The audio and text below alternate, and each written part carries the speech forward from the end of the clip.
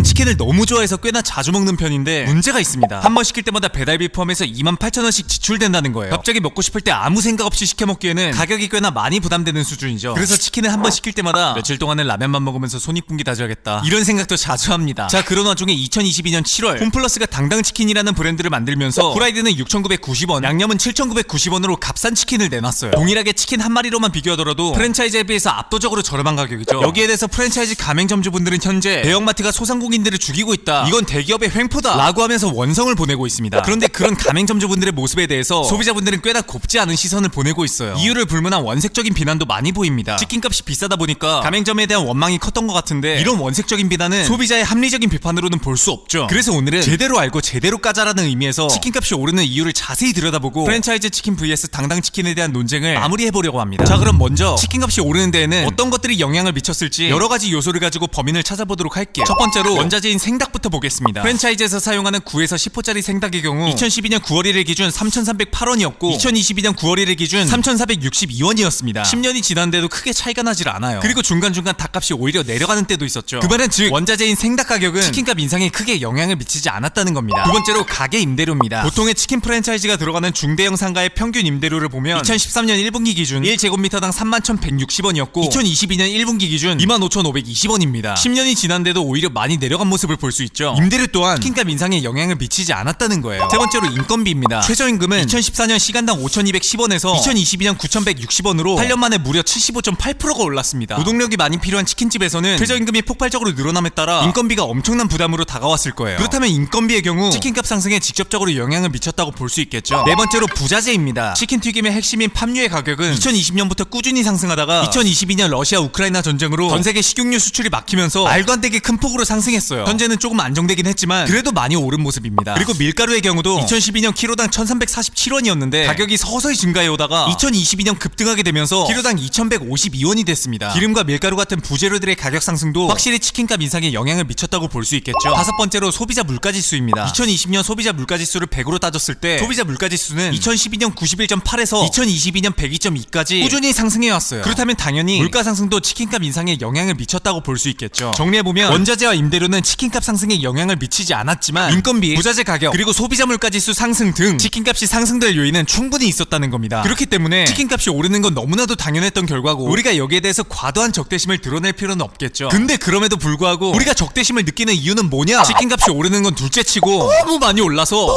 너무 비싸다는 거예요. 자, 그렇다면 치킨값이 오르는 이유는 찾았으니까 치킨값이 비싼 이유도 찾아봐야 되겠죠. 근데 이건 치킨 프랜차이즈 본사들의 영업이익률을 보면 답이 나옵니다. 치킨 프랜차이즈 본사들의 영업이익률을 보면 2021년 기준으로 BHC가 32.3%, BBQ가 17.8%, NH치킨이 15.1%예요. 자, 이걸 다른 업종의 유명 프랜차이즈들과 비교해보겠습니다. 맥도날드 마이너스 3.1%, 엽기 떡볶이 0.3%, 파리바게트 1.8%, 그리고 영업이익률이 높기로 유명한 스타벅스가 10%예요. 이렇게 치킨 프랜차이즈 본사들이 유별나도록 높은 영업이익률로 기업 이윤을 추구하다 보니까 치킨값이 정말 미친듯이 올라가게 된 거죠. 자, 그렇다면 여기서 치킨 프랜차이즈 가맹 점주님들은 어떤 상황일까요? 점주님들은 프랜차이즈라는 특성상 치킨을 만들기 위해서 필요한 필수 재료를 전부 본사로부터 구매해야 됩니다. 이때 본사는 식자재를 대량으로 저렴하게 구매해서 가맹점으로 유통할 때 유통마진을 붙이죠. 이 유통마진을 차액 가맹금이라고 하는데 치킨, 패스트푸드, 한식, 커피, 분식, 피자, 빵집 각 업종별 프랜차이즈 가맹점주들이 매출에서 차액 가맹금으로 지출하는 비율을 보면 치킨이 10.6%로 가장 높은 걸 볼 수 있습니다. 한마디로 치킨 프랜차이즈의 경우 식자재 유통 수수료가 엄청나게 비싸다는 거죠. 여기까지 치킨 프랜차이즈 점주님들 입장을 정리해보자면 인건비, 부자재, 물가는 계속해서 올라가고 있고 배달료도 상승하고 있고 본사에서는 높은 영업이익률을 고수하고 있다 보니까 남는 게 점점 없어져서 미쳐버리는 상황이 된 거죠. 이런 와중에 홈플러스 담당자가 TV에 나와서 치킨을 6,990원에 팔아도 마진이 남는다고 살살 긁다 보니까 대기업이 소상공인을 죽이고 있다면서 폭발해버린 거예요. 근데 이 말이 완전히 맞는 말도 아니지만 딱히 틀린 말도 아니긴 합니다. 왜냐? 당당치킨은 프랜차이즈가 아니라 식자재를 대량으로 유통하고 있는 홈플러스 본사에서 직접 운영하면서 유통마진을 쓱